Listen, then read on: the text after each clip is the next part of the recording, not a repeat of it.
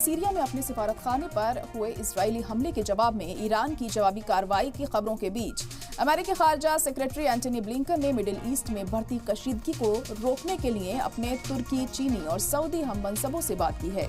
उन्होंने ये वाज़ेह किया कि मिडिल ईस्ट में जंग में इजाफा किसी के फायदे में नहीं है।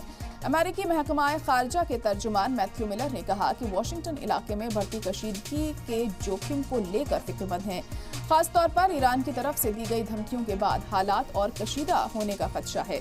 ब्रिटिश खारजा सेक्रेटरी डेविड कैमरून ने भी कहा है कि उन्होंने अपने ईरानी हममनसब से बात की है और वाज़ेह किया है कि ईरान को मिडिल ईस्ट को जंग की आग में घसीटना नहीं चाहिए।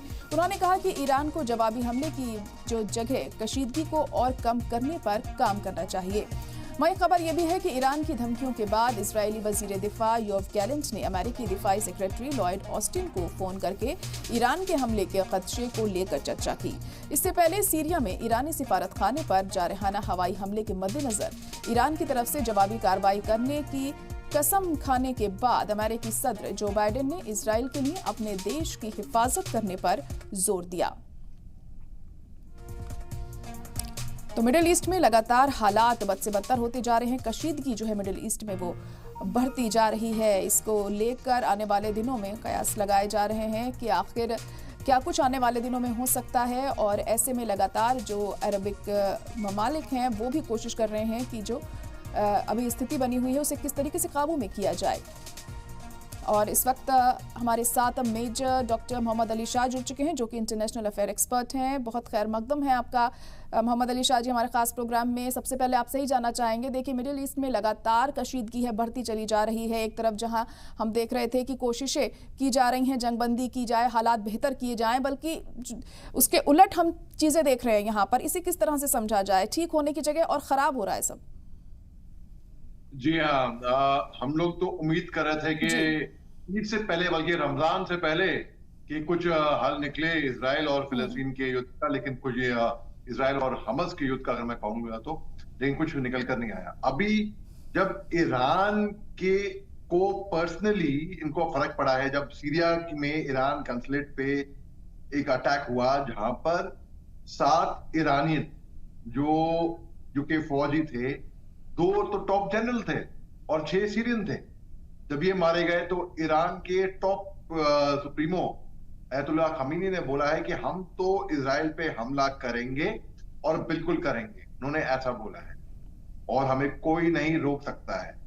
अब इसी बात पर Anthony Blinken, secretary of the state US ने संपर्क किया वांग यी, जो कि चीन के विदेश मंत्री हैं, सऊदी अरेबिया के विदेश मंत्री हैं अलग से, और तुर्की के विदेश मंत्री अलग से, और उनको बोला कि किसी तरीके से ईरान को पर्सुएड करें कि इसको आगे ना छिड़े इसको, क्योंकि अगर ये बात आगे छिड़ गई तो बहुत खराब होने वाला है, आगे जाके बहुत खराब होएगा। आपको याद होगा अर्ली 90s में गल्फ वॉर हुआ था, बहुत ही भीषण, मतलब इराक, कुवैत, आपको बहुत गंदी तरीके से इसमें बर्बादी हुई थी। तो ये अगर ईरान इजराइल पे अटैक करता है तो इसके नतीजे बहुत खराब होंगे, बहुत ज्यादा खराब होंगे, और जितने भी गल्फ कंट्रीज हैं ऑटोमेटिकली सब इन्वॉल्व होंगी इसके अंदर। और ये इसको फिर मैं और बढ़ते हुए, जैसे आपने बोला स्थिति और खराब हो रही है, मैं इसको गल्फ वॉर 2 की तरफ को मैं मानूंगा कि ये अरब युद्ध बनेगा।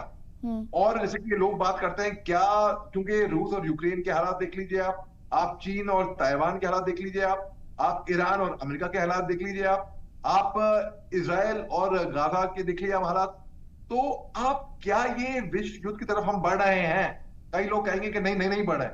भाई कुछ कहा नहीं जा सकता, कुछ कहा नहीं जा सकता। जिस तरीके के हालात हैं उनको देखते हुए, मद्देनजर रखते हुए हम कुछ नहीं कह सकते। कल क्या हो गया, कल क्या होगा हमारे साथ, किसी के साथ भी। और जो देश बाहर बस देख रहे हैं और कुछ इसमें ज्यादा इंटरेस्ट नहीं ले रहे हैं, ये सोचिए कि हमें क्या फर्क पड़ रहा है।